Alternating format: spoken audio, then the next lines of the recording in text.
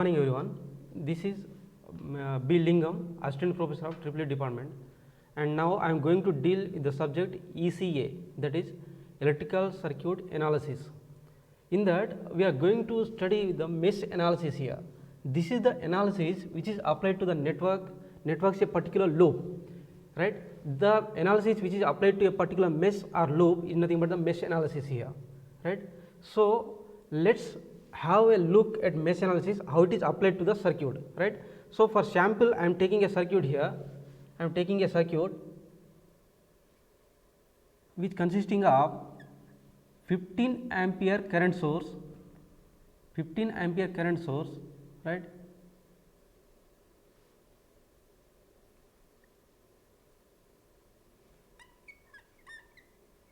Here 1 ohm resistance,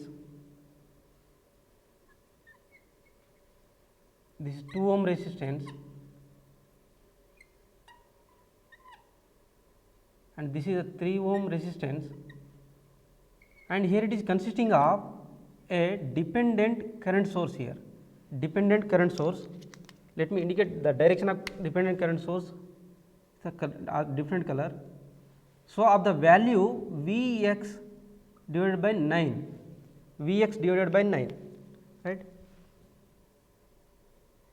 Here a resistance of 2 ohm again, and here the resistance of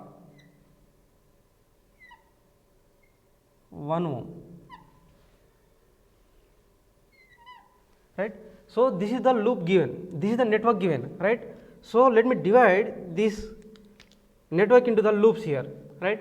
So this is the loop 1, this is the loop 1, and current flowing in the loop 1 is I1, right, and this is the loop 2, and current flowing in the loop 2 is I2 here, I2, and this is the loop 3, the current flowing in the loop 3 is I3, right. So in the problem this is the given, and here dependent current source is given Vx by 9, and Vx is nothing but it is the voltage drop across the 3 ohm here, it is the Vx, it is a given problem, right. So by applying this particular mesh analysis, we need to determine the values of I1, I2 and I3 here, I1, I2 and I3.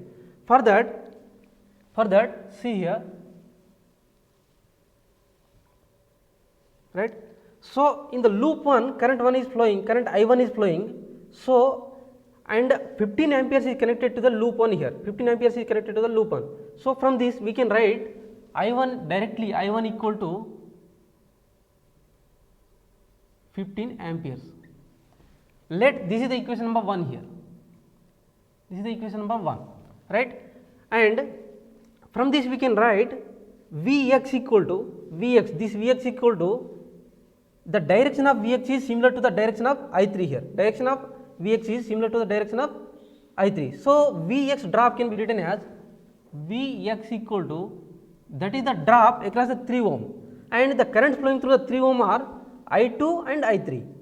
So as we are taking the reference loop as reference direction as the I3 direction here, Vx and I3 are same direction, so it can be written as 3 into the current flowing is I3 and I2 here, I2 is in flowing in opposite direction of the I3 here. So say this is the equation number 2 here,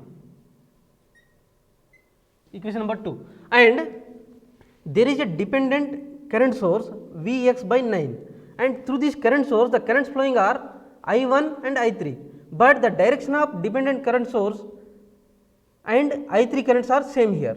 So it can be written as Vx by 9 can be written as Vx by 9 can be written as, this is the resultant current which are flowing through this dependent current source here, that is I3 minus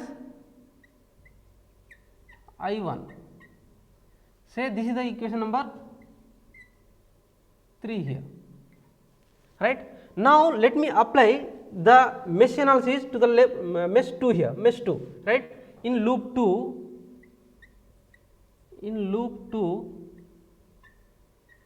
if I apply the KVL here, loop 2 in the KVL, so the drops are I2, 2 into I2, right. So, 2 into I2 plus, because only I2 is flowing 2 ohm resistance here, plus 3 into the drop here it is, we are writing the loop equation for the second loop here, second loop. That is why the current flowing are I2 and I3 here, but both are flowing in the opposite direction. So, it is 3 into I2 minus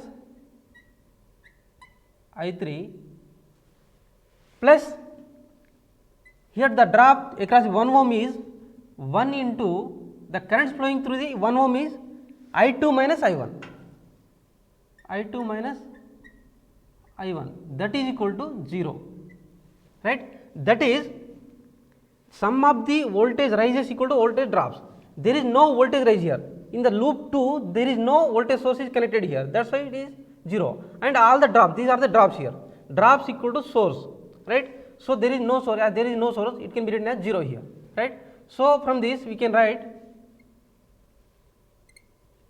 2 I2 plus 3 I2 minus 3 I3 plus I2 minus I1, that equal to 0 here, right. So, 2 I2 plus 3 I2 plus I2, 2 plus 3 plus 1, it can be written as 6 I2 minus 3 I3 minus I1 equal to 0, and we know I1 equal to 15 amperes here, right, I1 equal to 15 amperes. So, that we can substitute this I1 in this equation. So, it can be written as 6 I2 minus 3 I3 minus 15, that equal to 0. So, it can be written as, if I take 3 common here, so it can be written as 2 I2 minus I3 minus 5, that equal to 0, or otherwise it can be written as 2 I2 minus I3 equal to 5. Say this is the equation number A here. Say this is the equation number A, right, and we know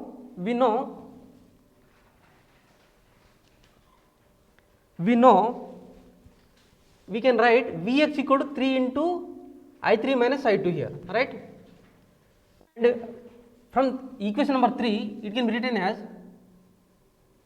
I3 minus I1, that equal to Vx by 9, Vx by 9, but we know Vx, what is Vx here? Vx is nothing but 3 into I3 minus I2, right. So, it can be written as, since from equation number 2 it can be written as I3 minus I1, that equal to Vx we know here 3 into I3 minus I2 divided by 9. So, here 9 1 ja, 9 3 ja. So, from this it can be written as 3 I3 minus 3 I1, that equal to I3 minus I2. So, again we know the value of I1 here. I1 is, what is I1? I1 is equal to 15 amperes. Let me substitute this 15 amperes here. So, it will be 3 I3 minus 3 into 15 is nothing but 45, that equal to I3 minus I2. So, it can be written as, by simplification, 2 I3 plus I2 equal to 45. Say this is the equation number B here. This is the equation B. This is the equation B, right. So, this equation A and B both are in terms of I2 and I3, I2 and I3. By solving these two equations, right. So, that is by solving equation A and B, we will get the value of two variables are there, that is I2 and I3, these are the two variables, right. So, by solving this we can get the values of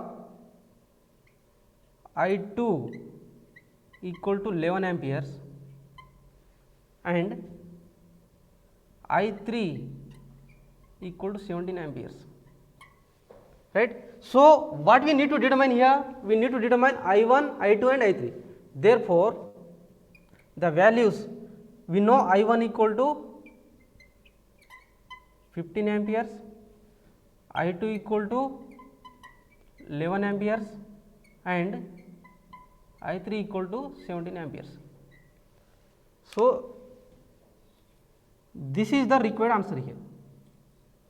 This is the required answer, right. So, this is the required one. From this we can determine that we can tell that I1 is 15 amperes, I2 is 11 amperes and I3 is 17 amperes. That is it, right. I